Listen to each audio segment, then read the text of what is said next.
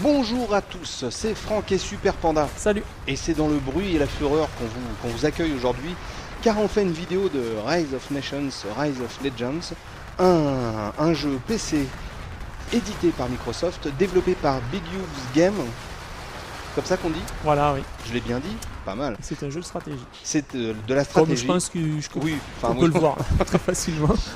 C'est un jeu qui est sorti le 26 mai, c'est pour les 12 et plus, donc de la stratégie sur PC. Et voilà, on va te laisser nous expliquer apparemment ce que toi t'en as pensé, t'as bien aimé. Ah oui. On va dire tout de suite d'ailleurs, tiens, comme ça sera fait. Combien t'avais noté? 17. Donc, c'est un demi-heure de stratégie de ces derniers mois, de toute façon. Ouais. C'est incontestable. Alors, qu'est-ce que tu nous dis de plus? Bah alors déjà le contexte est très agréable puisqu'on ne retrouve pas le sempiternel conflit historique de Seconde Guerre mondiale et tout ça qu'on a vu je sais pas combien de fois dans les jeux vidéo ou les trucs Heroic Fantasy qu'on nous resserre à foison. Là c'est un univers rétro-futuriste. Oui. C'est-à-dire que c'est un mélange en fait entre un univers un petit peu onirique qui utilise beaucoup la magie et un univers plus industriel. Mécanique. Voilà, mécanique, comme là on le voit d'ailleurs avec et mes technologique, unités. Mes unités qui utilisent beaucoup voilà, la technologie en fait. Ah donc toi tu es les rouges. Canon à vapeur, voilà. Ah ouais. Là c'est les Vinci en fait. D'accord. Donc ça s'appelle les Vinci. Donc on a trois autres, il y a trois camps, tous les Vinci que je dirige actuellement. Les Alines, alors eux ils sont plus ciblés magie. Ouais. Plus ils utilisent beaucoup les sorts, les trucs comme ça. Et les Cuolt, alors c'est un nom bizarre, C-U-O-T-L, vous prononcez comme vous voulez. Oui. Moi je sais pas du tout comment le prononcer. C'est si vous voulez, si tu veux. Ouais. Bon bref, et eux, voilà, eux c'est, ils peuvent contrôler le soleil, le vent, enfin bref. Ah oui, les éléments quoi, voilà, carrément. Et alors là, on peut jouer, excuse-moi, on peut jouer avec les trois? Oui, on peut jouer avec les trois. Il y a trois campagnes différentes en fait avec les trois camps. Tu peux contrôler les éléments. Et ça les me fait trois kiffer ça, contrôler les éléments. Donc déjà on peut voir que c'est assez beau, oui, graphiquement. Beaucoup d'effets, beaucoup de... Là je suis en train de, voilà, je vais avoir fini la mission, donc c'est parfait. Donc tu devais prendre le... Voilà, je vais prendre la base ennemie en fait. D'accord. Donc mission assez classique. Et là on va pouvoir voir justement la carte stratégique. On va zapper. Nous avons anéanti l'ennemi. Pour gagner du temps. Nous avons gagné aujourd'hui. Ouais. Voilà, donc là j'ai gagné une mission, c'est une mission de campagne. D'accord. De campagne. Et c'est pas en fait, une campagne ne consiste pas en une suite de missions comme on le voit traditionnellement. En fait, on est sur une carte stratégique là. On va charger la carte stratégique. C'est mieux de le voir directement que de l'expliquer. Voilà. Alors, bien évidemment, moi, voilà, je suis représenté par ce personnage. D'accord. Giacomo. Et donc, on a des objectifs à accomplir. Je dois aller là-haut. Ah ok. Et donc je peux choisir, ce qui est intéressant c'est que je peux choisir le chemin, même si c'est obligatoire d'aller là-haut, je peux choisir le chemin par où je vais aller. Donc ça c'est quand même assez intéressant, ça rompt un peu la monotonie, la linéarité d'un jeu stratégie en fait. Ouais, puisque chaque niveau est différent, donc on peut choisir d'aller voilà, n'importe où. Ah oui, donc tu peux te balader un peu de droite et de gauche et même j'ai l'impression, si on va jusqu'au bout de la carte, tu peux passer par derrière et attaquer l'ennemi. On peut aller où on veut en fait. Voilà. On se déplace de case par case. Ouais. Là on a notre territoire en rouge. Ouais. Bien sûr quand vous gagnez une bataille, vous gagnez aussi le territoire et vous gagnez des bonus. Des bonus qui se retrouvent ici. Alors là par exemple on peut recruter des armées pour des unités en fait pour les retrouver après un combat. Ouais. Par exemple là, j'ai 3 points d'armée, je peux recruter par exemple ce robot que l'on retrouvera après un combat qui va m'apporter en fait un certain renfort. Ouais. Pareil ici, on a un développement de nouvelles unités avec les points de recherche que l'on peut. D'accord. Alors on choisit en fait son système d'évolution. Ok. Donc là, ok. Aéronef éclaireur, super comme à vapeur. J'ai pas encore assez de points pour l'acheter celui-là. Ouais. Donc voilà, on choisit en fait les unités qu'on veut avoir en cours de jeu. D'accord. Le vert, c'est quoi? Alors le vert, c'est pour les quartiers de la cité. En fait, on construit. Ouais, suffisamment de choses. On construit sa cité sur chaque zone que l'on a, qui peut donner et ça peut donner des bonus. Okay. Et pareil pour le héros, parce qu'on a des héros avec des pouvoirs spéciaux. On peut acheter. Là, j'ai 4 héros pour l'instant. On peut acheter de nouveaux pouvoirs. Améliorer les anciens pouvoirs, acheter des nouveaux pouvoirs. C'est sympa en plus, ça, ils ont des pouvoirs. Alors attends, excuse-moi, ingénieuse augmentation. D'accord, ok. Et là, ça vous donne, voilà, augmente la santé de la cible de 150, elles auront rien moyen. Ça augmente la santé, je vais l'acheter, on va le voir peut-être après en combat. Alors on va par exemple aller ici. Ouais. C'est parti. C'est parti, et là on va se retrouver on va se retrouver sur une carte comme avant, une carte stratégique. Sur le territoire, et le but est de prendre la base de l'ennemi. Là, le but, je sais pas. Je suis même encore sur cette carte parce que je passais habituellement par la gauche. Là, je vais un petit peu changer. Ouais. Donc là, en fait, c'est la surprise. Je sais pas qu'est-ce qu'on va, parce que les missions varient. Hein. D'accord. Obligatoirement. Le château condottiere est la pierre angulaire des factions condottières. Son contrôle constituera un moyen de pression sur les condottières. Oh là là, mais ça va être une bataille sanglante et fulminante. Oh, c'est pas mal, hein. Joli les petites scènes. Les seigneurs condottières sont en guerre. Bon, on va zapper pour gagner du temps encore. Ouais. Le combat est dans... Alors là, ce qui est intéressant, oui, il y a certaines missions où on choisit son camp. Enfin, on choisit un petit peu. On peut aider une faction ou l'autre.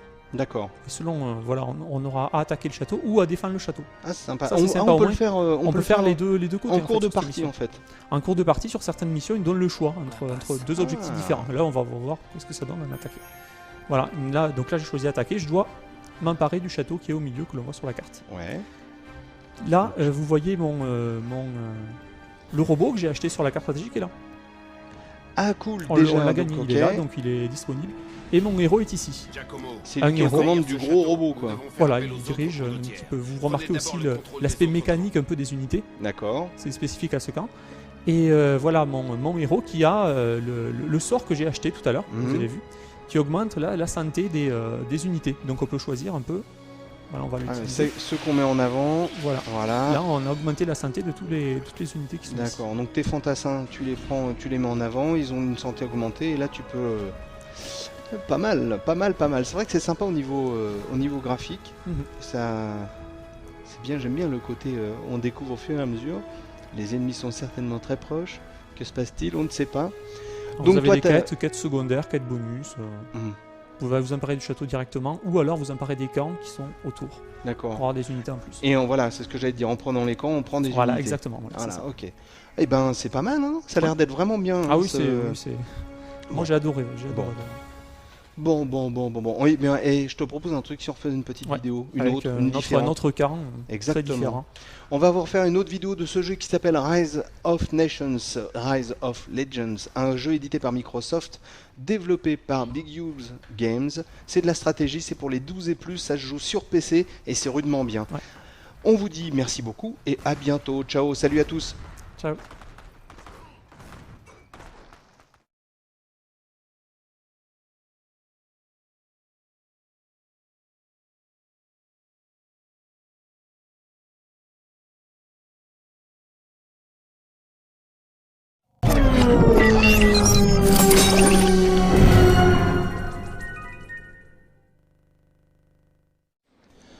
Bonjour à tous, c'est Franck et Super Panda. Salut. On regarde la deuxième vidéo qu'on avait promise, qui est la vidéo de Rise of Nations, Rise of Legends, un jeu rudement bien, édité par Microsoft et développé par Big U Games. C'est de la stratégie, c'est pour les 12 et plus, c'est sur PC. Et ben là, on est dans une autre phase du jeu. Alors, cette phase-là... Avec un autre camp. Avec un autre camp. On le voit, c'est assez différent quand même, graphiquement. Ouais. À la base, qui est très... C'est joli comme camp. Là, on a un mode escarmouche, en fait. Alors voilà, c'est ça, ce que j'allais te demander, le mode escarmouche. Alors explique, pour moi qui n'y connais pas grand-chose. En fait, c'est une sorte de multijoueur seul. D'accord, ce qui est somme toute original. Voilà, c'est ça. Alors, il y a un mode multijoueur, évidemment, on peut jouer jusqu'à 8. Là, on est un escarmouche pour des raisons pratiques. Et donc, avec les Alines. Les Alines, notre camp. Ouais. Tout à l'heure, on avait vu un camp axé technologie. Là, c'est un camp axé magie. Magie. Comme on le voit, c'est assez... Ah bah c'est féerique. Hein, c'est féerique, c'est onirique, les unités très originales, comme vous voyez. Alors ça, c'est des caravanes, en fait. D'accord. Les caravanes, au début d'une partie, il faut s'en préoccuper obligatoirement. Il faut construire des caravanes. Pourquoi? Pour avoir la richesse. Ouais, parce qu'elles transportent... Voilà, elles vont d'une base à l'autre, d'une base à des zones neutres, pour créer de la richesse, en fait. D'accord. Richesse qui nous servira à créer de nouvelles unités.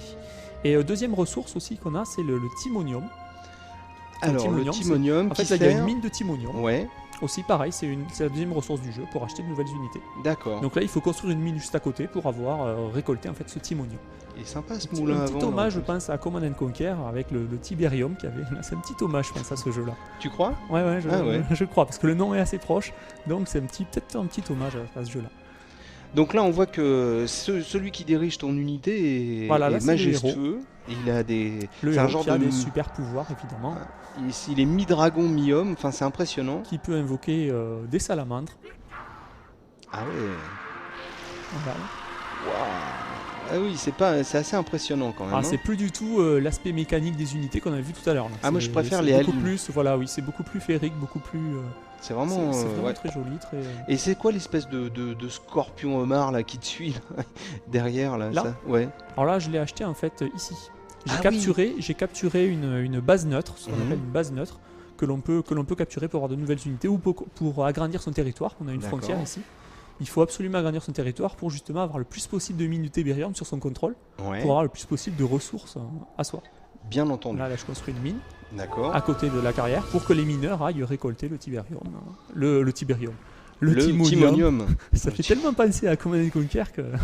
Le Timonium. Le Timonium, voilà. Donc, et là, donc, toi, tu es en guerre, si j'ai bien compris. Alors, je suis en guerre, oui, avec un des camps, puisque la diplomatie joue un rôle, en fait, en escarmouche à multijoueur. C'est ce que tu me disais, c'est vachement intéressant, là, ça. Je suis en guerre avec le camp bleu, et en paix avec le camp vert et le camp jaune. Mais on peut proposer des traités de paix, des traités... En fait, les groupes ne sont pas figés. Et tu peux offrir des cadeaux aussi, je trouve ça Voilà, des cadeaux pour, justement, essayer d'apaiser son la colère, ennemi, par exemple. Voilà. Là, c'est assez intéressant. Ah, là, c'était un cul-de-sac. Non ? Voilà, ouais, c'est une falaise. Ah oui. Alors bien sûr, les unités aériennes, elles peuvent franchir la falaise. Ah bah ouais, mais les unités terrestres, ils sont obligés de, comme d'habitude. Voilà. Là, on voit un camp neutre en fait. D'accord. Une grotte. Qu'est-ce que tu vas faire ? Tu vas l'attaquer ? Ouais, évidemment. Ah là, quel sauvage, ce super. Alors vous voyez les messages qui indiquent que les bleus et les jaunes ont fait la paix, par exemple. D'accord. Donc tu vois les groupes... mais en fait c'est très politique, très diplomatique, ils peuvent s'allier contre toi. Voilà, c'est ça, exactement. Et en multijoueur, justement, quand on est face à des joueurs humains, c'est encore plus intéressant, puisqu'on ne sait pas si une alliance va tenir longtemps, si quelqu'un va nous trahir, si nous on va trahir son allié. Voilà, c'est assez intéressant ce genre de Ouais, c'est bien. Multijoueur, c'est à 8, hein, c'est ce que tu me disais. 8 joueurs maximum. Et il y a beaucoup de cartes, beaucoup de cartes. Donc là, est-ce que toi tu as ce dragon maintenant avec toi, enfin c'est le genre de chauve-souris dragon? Ça y est, c'est fait. Voilà, donc maintenant elle t'appartient. Corps et âme. Non, celle-là elle m'appartient pas, mais je peux en créer en fait d'autres. Ah d'accord. Celle-là tu peux la tuer. Celle-là, oui, celle-là on va la elle est assez résistante. Oui, c'est ce que j'ai l'impression de... Ah, il me propose une trêve. Il a peur. Là c'est Lia qui me propose une trêve, parce que je suis en train de me diriger vers son camp, donc peut-être qu'il l'a vu, qu'il a... Voilà. Il flippe est-ce que j'accepte, est-ce que je refuse, ou est-ce que je reste muet? Oui, ce qui est très angoissant. Si tu dis rien, c'est encore pire. En multijoueur, je vous assure que quelqu'un qui reste muet, oui, on se pose des questions. On multiplie les défenses de sa cité, puisqu'en fait, on peut construire des tours de garde, pour défendre sa base, comme ici. On peut construire une tour qui va attaquer les ennemis qui osent s'approcher de ma base. C'est quoi ce tourbillon là, jaune? Alors ça c'est pour créer des unités, c'est une sorte de caserne de sable en fait. Okay. Comme je vous ai dit, les bâtiments des Alines sont assez particuliers. Oui, ils flottent dans l'air. De tornades, voilà. On peut créer des unités ici. Bon. Bah c'est bien, c'est bien sympa. Je comprends que tu aies bien apprécié ce jeu parce que ça a l'air d'être... Alors on peut accélérer le temps évidemment. Ouais, ce qui est bien, ce qui est pratique. Pas multijoueur quand on est seul. Oui. Multijoueur ce serait... On peut mettre la pause active, il y a une pause active, c'est-à-dire qu'on met la pause et on décide, on peut encore donner des ordres à ses troupes. Tranquillement, donc ça c'est assez pratique. Ça toujours c'est en solo évidemment, en multijoueur. Si on avait cette fonctionnalité, ce serait un petit peu gênant si tout le monde mettait la pause après l'autre. Pause sandwich. Voilà, on va se prendre un petit café, on revient. Voilà. Non, c'est bien sympa. Hein. Moi j'aime bien aussi. Je trouve ça assez attirant comme jeu et comme façon de jouer. Le gameplay, tu me disais qu'il était bien. Bah très bon. Ouais. C'est très pratique. Eh ben, je crois qu'on a dit beaucoup de choses. Est-ce que tu veux rajouter quelque chose? Oh non, les héros qui ont des pouvoirs, on l'a appris tout à l'heure. Peut-être signaler que Rise of Nations, parce que c'est les mêmes créateurs, les mêmes développeurs en fait. Les mêmes développeurs que Rise of Nations, donc. Voilà. Et qui était un bon jeu aussi. Ouais, qui était un bon jeu, qui était un peu plus... Enfin, le contexte est un peu plus classique, puisqu'on reprenait un peu le contexte historique. Là, on n'est plus du tout dans les contextes historiques, on est plus... Voilà. Ça sort de l'imagination des développeurs. C'est bien, là, c'est bien, c'est sympa comme univers. Original. Bon, bah parfait. Bah écoutez, on est très heureux de vous avoir montré cette deuxième vidéo de Rise of Nations, Rise of Legends, un jeu édité par Microsoft et développé par Big Hughes Games. C'est de la stratégie pour les 12 et plus, c'est sur PC. C'est bien joli, ça se joue bien, il y a des belles bestioles un peu partout. C'est bien sympathique. Je sais pas ce que c'est, un genre de mi-ours, mi-bœuf. C'est impressionnant. C'est la flore et la faune locale. Oui. Qui est... Bon, et bien écoutez, en attendant, on vous dit merci d'avoir regardé cette vidéo et à bientôt. Ciao, salut à tous. Allez, ciao.